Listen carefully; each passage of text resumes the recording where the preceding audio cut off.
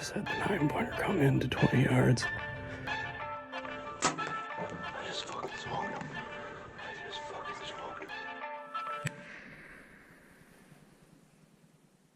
What's going on, everyone, and welcome back to Borderland Pursuits. Brett Massini speaking, and man, am I pumped. We are 2 short days away at time of recording from Wisconsin rifle season. I am super excited for this year. Archery season has been a grind, so I'm ready to bring out the boomstick, try to get a nice one on the ground. Man, really looking forward to this. A little different for me tonight. I am by myself. First time recording the podcast alone. Definitely feels weird, but we're going to have some fun. Before we get started, let's get a little business taken care of. I want to give a shout out to our new partner, Grunt Life Co. Go check them out at gruntlifeco.com. They've got some awesome American-made grunt calls made here in the USA by a veteran company. How cool is that? So go check them out. And the best way you can support us is head over to borderlandpursuits.com. Go check out our merch. We got some cool things coming. We got some Blaze Orange ball caps coming with our logo. So those should be on there soon. I know it's a little bit late this year. I just did a small batch for the crew. A few leftovers, so take a peek at those, see what you think. And a new thing on the website this year is our virtual trophy room. So if you knock one down, send us a picture of your trophy, give us a little story of the hunt, how everything played out. We'll post you on our website, the virtual trophy room, on our socials. You'll get a 10% discount code to be used on a future purchase. It is a must, though, that you're wearing your Borderland Pursuits gear in the photo you send us. We want to see your trophy pics no matter what. But to get the 10% discount, we want to see you repping Borderland Pursuits gear. So if you've already got it, get after it. If not, get on the web, check us out, see what we got. We got a few things coming soon that we have had on the web before, so hopefully that's here very, very soon. But let's dive into this one. All right. Rifle season. What's that mean to you? Because I know what it means to me. It's tradition, family, hanging out with friends, long hours in the stand, hopefully letting the boomstick roar, getting together with your buddies, checking out everyone's harvests, cracking a cold one, doing it all again the next day. And that's what this is all about, tradition. We've got a few people that wrote in on our socials about tradition and what they do each year. So I want to give them a little shout out, talk about yearly traditions from some of our listeners. All right, we got Trevor Fair. Yearly traditions are watching the Packers game each year with the crew, doing a buckboard, which I'm sure many people do. That's awesome. I'd love doing that. And having Thanksgiving dinner together. Now that is something that to me is very awesome. For me, it's always take a break on Thanksgiving, go see the family. Well, it sounds like family and crew mix and blend as one. They do it all together. Very cool. Corey Hesselgrave. Friday nights before the season, their crew gets together and meets at Gronk's for food and beers, talking about previous years and what their hopes are for the upcoming season. Sounds like a great time. Gronk's is a great place to stop.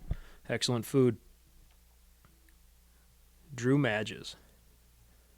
Breakfast with the crew before headed out to camp usually. So I'm guessing every Saturday morning before they head out, they're having a good breakfast. That sounds like fun. Good way to start the morning, definitely. Probably after a night of a few beers Friday night. Braden Fleming. A good Friday Hunter's Eve get-together with food and beverages every year. I bet that's a popular one for a lot of people. My tradition for Friday before opener kind of always changes a little bit. I don't really have a tradition, say, with a big crew or anyone. But I always like to get together with my grandpa Al.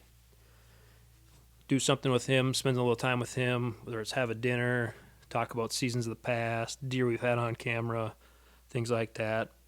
Usually my brother will join for a little while. I know he hangs out with some other buddies a lot, but that's cool. But usually spending it with my Grandpa Al.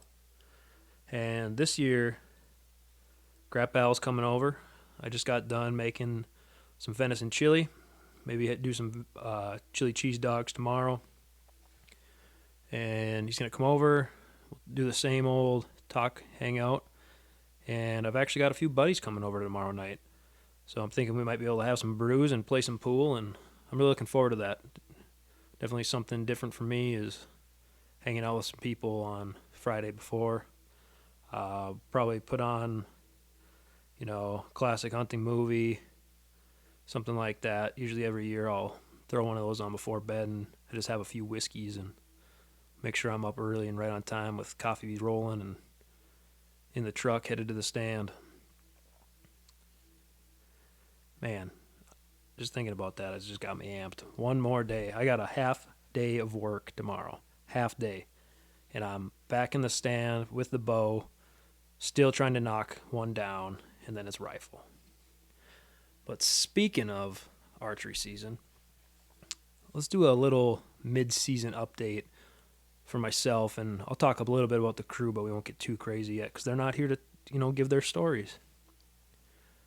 My season started off with Colorado archery trip for elk. Unsuccessful in the hunt, but Dylan and I had another great trip. A lot of deer we were seeing, or a lot of elk we had seen. Just couldn't close the deal on anything. That's the way it goes out there. It's tough. And then I moved on to Kansas. And I'm not going to get too much into the details yet about Kansas because there's going to be a podcast coming out very soon about the full story. But if you haven't yet and you want to hear more, head over to YouTube, check out the video of Dagger, the Kansas buck. Man, that was an awesome trip. What started out supposed to be 3 of us heading down ended up being a solo mission for myself heading to Kansas on a mission for 3 or 4 really nice deer. And on the 4th day, I was able to seal the deal on a beautiful buck, and that's all I'm gonna leave you with for now. Sam and Steve, I think right now, are still a couple buckless bitches, as Steve would say. But that's all right, because I know they're going to hit the woods hard this weekend, and Steve's going to grind it out as long as he has to late season. I just know that. So they'll be getting after it. Steve's always got something up his sleeve, and I know Sam, he's got a really nice lease property. He'll be hitting it this weekend and giving it his all. Those boys also, if you listen to the last pod, were out in Montana elk hunting, and we will do a full recap of that trip. They had one heck of a hard week with some awesome, awesome stories. It was pretty cool just to hear Steve tell me them on the phone. Pretty pumped for that. What has my archery season been like this far in Wisconsin? Now that's a story all of its own. I have put in, well, honestly, a little bit less than normal hours and sits than I usually do in Wisconsin, just with my trips and everything else, and trying to be smarter about my sits, not blowing up an area too much, playing my wind smarter, all things like that. But it's been a grind. Finding mature buck this year has been really, really almost exhausting. Deer numbers for my area of mature bucks seem way down from years prior. And to be honest, I haven't had my heart set truly on one like I normally do. But I will say this. I've got 2 bucks on public land. Now, for those that know me well, will say, what? You're hunting public land? And yeah, that's crazy. I haven't hunted archery public in probably 12 years, and I've never killed a buck on public land with my bow ever. So that was kind of like a mission this year was, can I get it done? Can I find something I want to shoot on public and make it happen?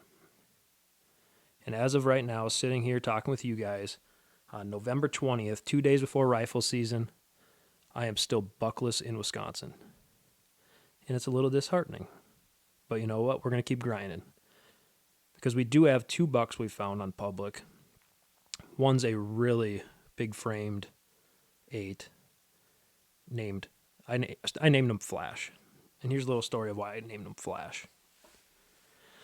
I showed up, I believe it was a Saturday morning a couple weeks ago, with my brother to go hang a new set specifically for this buck. Got it done. Got it done a little bit later in the day than I'd hoped.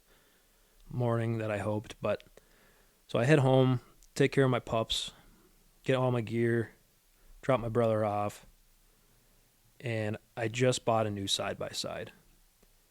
So I was pretty excited to ride it.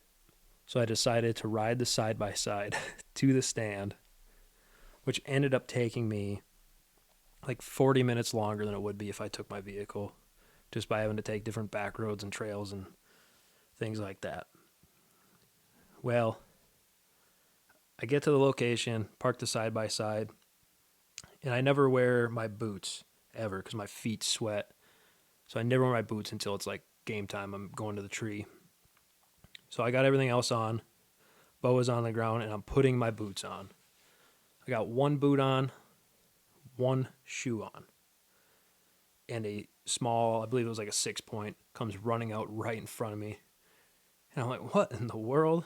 So I whip my phone out, and I start trying to take a little video just to like talk about what had happened. And as I'm doing this little video, I hear crunching coming from now behind me. And the buck I'm after, Flash, this is how he gets his name, is running across this old tote road from an old logging road that I'm on. And I was freaking out. This deer is, I believe, bigger in person than he is in trail cam photos, which to me doesn't seem like that happens too often, but he looked just beautiful. And I was just torn. I was like, it was a real windy day. I was like, I don't know what I should do. If I should I try to go after this buck? I believe he was pushing off that 6, because the day prior in a different stand, I thought I had heard this deer with a doe, pushing a doe around. So I wasn't sure if he was running the 6-pointer off, trying to get him away from a doe, what was going on. So I was like, do I try to ground stalk this buck, or do I just try to hop up in my set? And he came from the direction of my set too, which was even more disheartening, and running completely opposite direction. So I give my brother a call quick, and he's like, I don't know, man, maybe he'll come back through, just get in your set and wait it out, see what happens. Well, did that, hunted the next 4 days hard, perfect winds for that stand, and never seen him, and really only, I believe, seen a spike and a couple does in like 4 days. And it was right after we had this cold front, there was snow on the ground, and it just, everything felt right. Just couldn't make it happen. I'm sure he was locked down on this doe and just never showed up. But that's the story of the one buck I'm after on public, Flash. Another one I named Seagram 7. He is a big 7-pointer. And I'm saying 7-pointer, he's a true 7. There's no busted nothing. He's just 7. He's just missing a point. But he's got brow tines like you wouldn't believe. Just huge brows. He's a beautiful northern Wisconsin buck.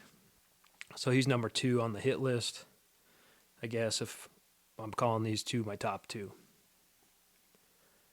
What am I going after now this weekend, rifle season? I'm going to a new set that I just hung this last weekend on property, actually. Not hunting it, he's hunting that lease. So he gave me permission, his parents gave me permission on their property to head over to theirs, see what I could do. I've got 2 3.5-year-old 8-pointers there that are super nice, and they're very consistent. So that's the goal. Hopefully I can knock one down maybe tomorrow with the bow, and maybe get another one with the rifle, or maybe if I get one with the bow, I'll switch it up and hit that public back up. I'm just a little hesitant of the public with it now being rifle season. I'm sure it's just going to get blown up by rifle hunters, the old Orange Army. They're everywhere. You know how it goes. So that's the plan for my rifle season. Is I'm chasing 2 what I believe to be 3.5-year-old 8-pointers. New property I've never hunted before. And it's going to be fun. I'm pretty antsy this week at work. They've both daylighted, I think, 2 or 3 times. So that's been tough being at work and seeing that happen when I just dreaming of being in the tree with my bow. Oh man, it's pretty rough. As far as prep for rifle this year, it's been slacking because of the time I've put into the archery game. But I did manage to, if you remember from last season, I had issues with my 280. Couldn't get it to shoot straight, couldn't get it to even chamber around, and switched out ammo. Everything is perfectly dialed in with that right now with this new ammo. So if I miss this year, fingers crossed I don't, we should be knocking something down with the 280. I'm a little hesitant to say anything because last year was rough, and I'm nervous. I'm nervous. I mean, we were able to whip out the 243 last year and knock down that beautiful 12, but the 280 I think's just got me a little hesitant. So I'm just hopefully everything goes really well with that gun, because I've had some incredible seasons with this 280, and last year just threw me for a loop. Pretty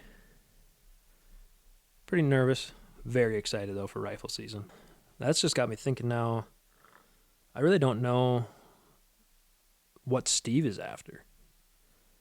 See, we're always texting back and forth. He'll send me some trail cam pictures here and there, but I really don't know what his plan is.